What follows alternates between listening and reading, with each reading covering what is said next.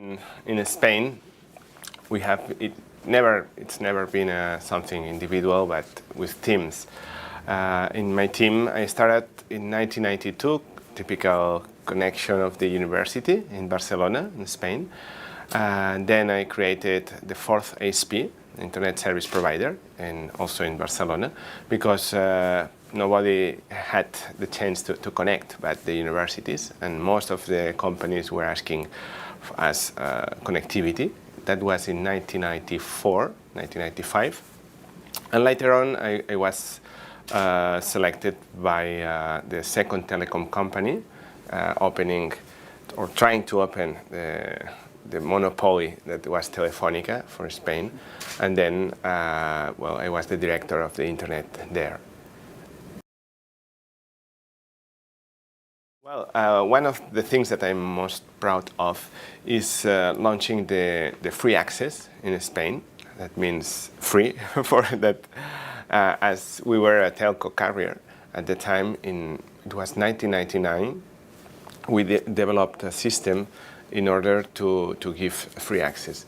After that, we made the flat rate 1 year later. Flat rate meaning that until that time, it was only by metered. Every minute you had to pay.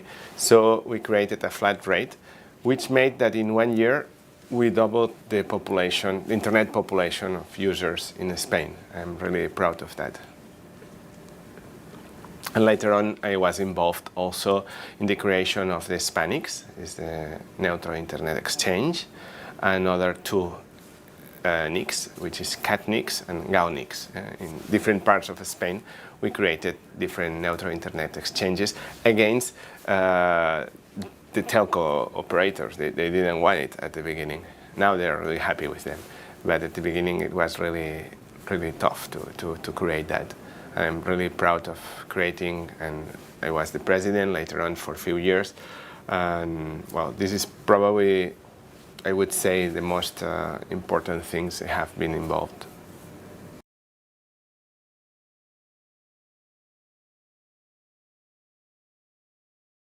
I would say it's a little cloudy. It's a little cloudy about not respecting, I would say, the original terms that the internet was created.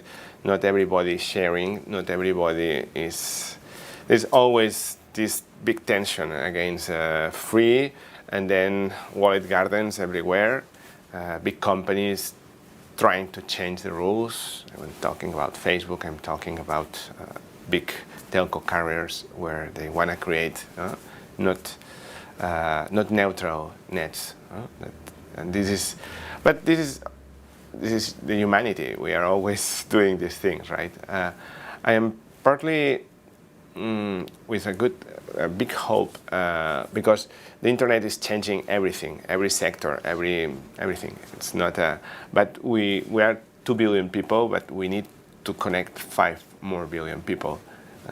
Not everybody knows to read and to write, even or to use a computer, but we are talking. Everybody knows how to speak. That means that probably we would say voice over IP will be the next killer application for most of the countries that are not developed and they don't have connectivity. They will see the internet as a cheap, I would say, telephone booth, and they will start using it.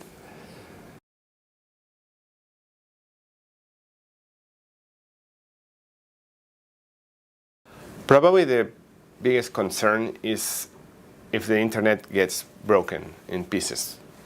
One of the best things now is that the internet is unique, and you can connect end-to-end everywhere. We have been starting seeing places like in China that they have their own DNS systems, they firewalls, so they are breaking in the internet in different pieces. So for me, this is a big concern, because not anymore, if they will start putting, like country codes that different, it's not unique anymore, that's a big concern for me. And later on, the intrusion of countries which are not really democratic, I would say, trying to control the internet. That's for me a big concern. Well, when we see that we can give access to everybody, one of my goals is to connect these next 5 billion people that we need to connect.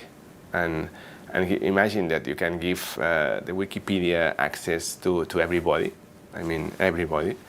And this is really difficult, still difficult, because the internet sometimes, especially in rural areas, is not easy to deploy. It's not easy because it's expensive. But my hope is that this is like a virtual, I would say, circle, that virtuous circle, that when you give access to a community, that community gets connected. As more users get connected, the wideband price drops. If it drops, you can connect more, and more people get connected there. Then you have more applications, more people developing, and then it's the community, and every time the prices drop. And this is really good for many places, which doesn't happen everywhere in all the markets. But in this case, you know, the wideband prices are dropping really, really fast.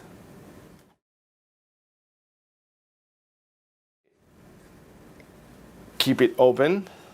Try to keep it open. Try to keep it neutral. This is really important. And to teach as many engineers as we have been doing until now in most of the places, and to teach them the culture of openness, neutrality, to share. That's why the OSI protocols lost the war, because they were really, by the book, really complicated. And the TCP/IP solution was what they called quick and dirty, but it worked. And it won these protocol wars, because this important thing of, I would say, of sharing on these principles that the internet has.